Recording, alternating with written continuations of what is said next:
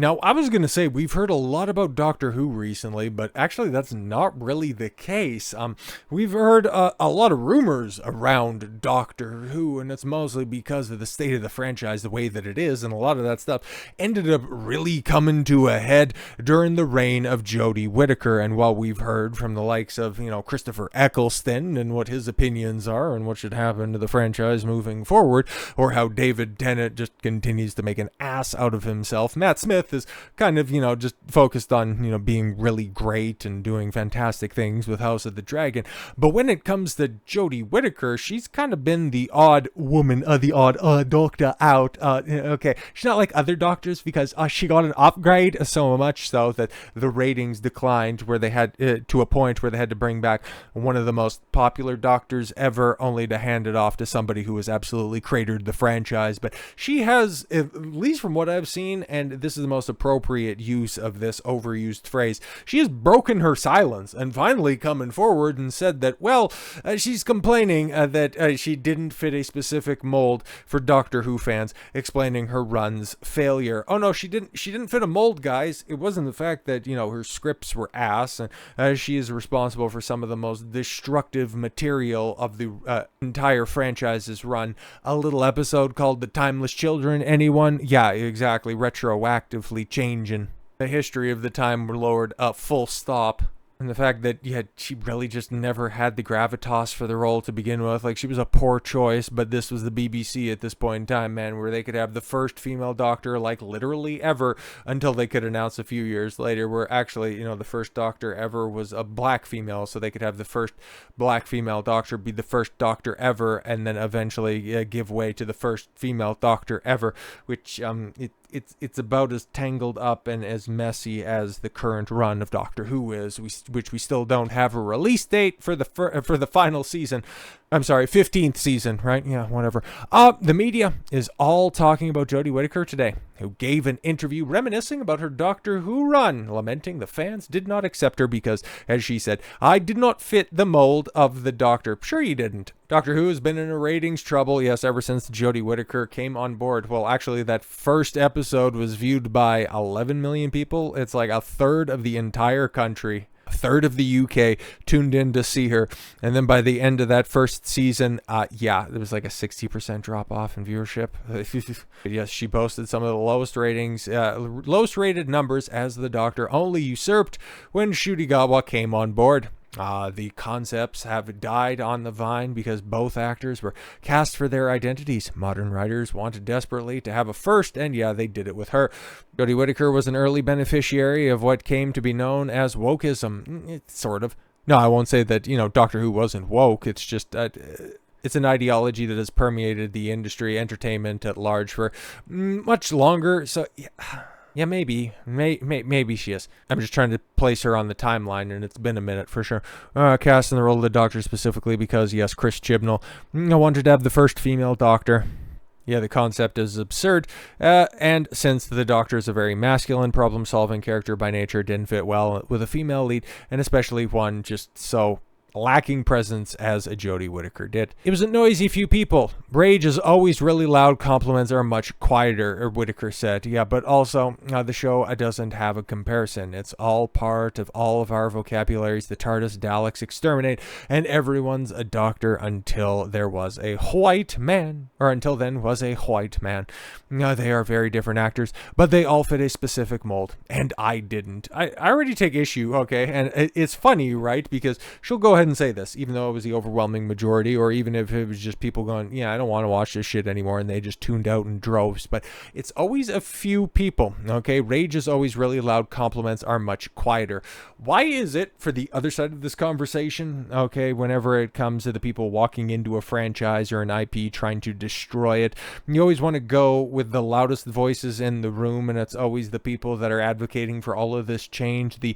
Why do you care that this established character got changed from being who they are to a female or to a different minority? Why is it did you care so much? Why the ones that are being loud, boisterous, and very abrasive, you never want to call them out for their antics, but it's only the other side of this equation where it's like, oh yeah, no, they're the ones that are rage-filled, when in actuality, it was just sheer apathy that sent in with just terrible storylines and just an unconvincing performance as a millennia's-old Time Lord. Oh well.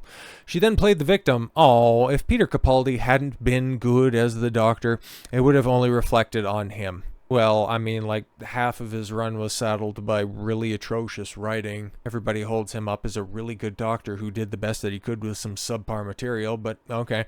Whereas I felt that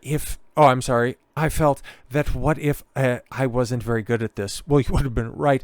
I've, effed it up for other actors. Oh, you kind of did, because they had to reach back into the old tickle trunk of nostalgia and bring back David Tennant to salvage the disaster that you made for everyone. I think it's completely unacceptable if that was the case, but that's how I felt.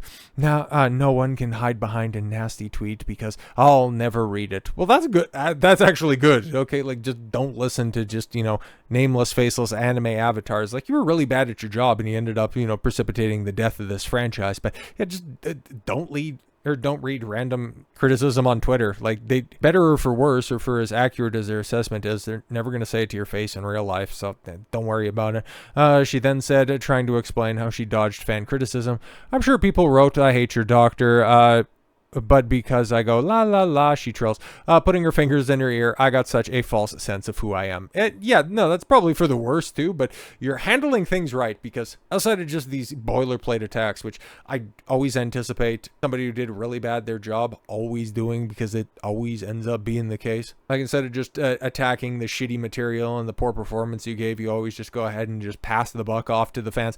Like, you're always going to do this stuff, but hey, you can go ahead and do that, and you can go on to bigger and better things like nothing. It doesn't mean that the franchise that you help tank can't go ahead and rebound, because it has future plans moving forward, okay, and it has industry insiders trying to push for its success, right? Doctor Who needs to be woke. Oh, okay, great. I thought it wasn't wokeism. Wait, what?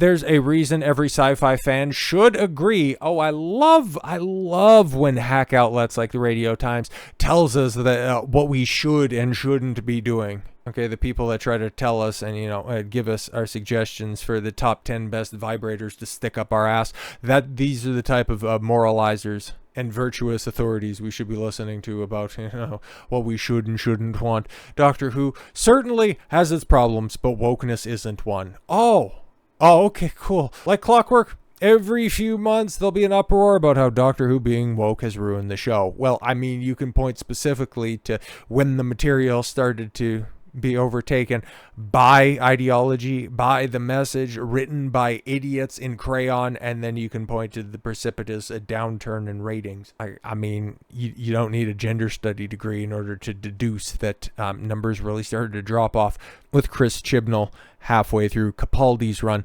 This time, it's been claimed that the long-running sci-fi helmed by Russell T Davies, now has been shelved. It will be, in part due to dwindling ratings, resulting in fans' fury over unspecified woke storylines. Oh, no, they point specifically to the storylines, but if you don't want to look at any of the criticism, that's totally fine. And fans' fury? No, it's just fans' apathy, and the only type of fury that's out there, and if you can't, properly delineate what types of emotions are out there, just because somebody's red in the face doesn't mean that they're angry. That means that they're gasping for air because they're laughing at how absurd all of this stuff has been.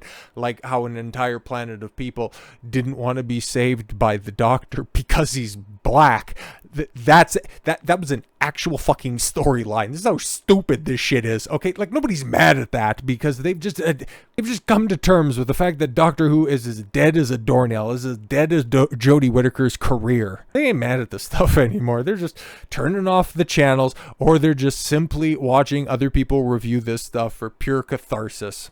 The thing is, the arguments that wokeness has ruined Doctor Who is not only predictable, boring, and lazy, it's also nonsensical. Right, because we're just not talking about the writer's room that is predictable, boring, and lazy. No, it's the critique that, you're ideologically driven storylines, your wafer thin characters, you're just unimpressive doctor. No, that's just all. Yeah, we've seen this all before. We don't even need to engage in this. You're just bigots. Okay.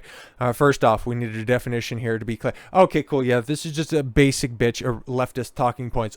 We need to define what woke is. We have time and time again. Your show is woke. It's crap. Nobody's watching it. But hey, the entire writer's room is gonna be gay. Russell T. Davies doubles down on woke with every new writer for Ncuti Gatwa's Doctor Who season 2 revealed as gay or transgender, which is, I guess it's just gay with a couple of additional steps, right? Doctor Who is in trouble. No, it's perfectly fine, and you're a bigot for pointing it out.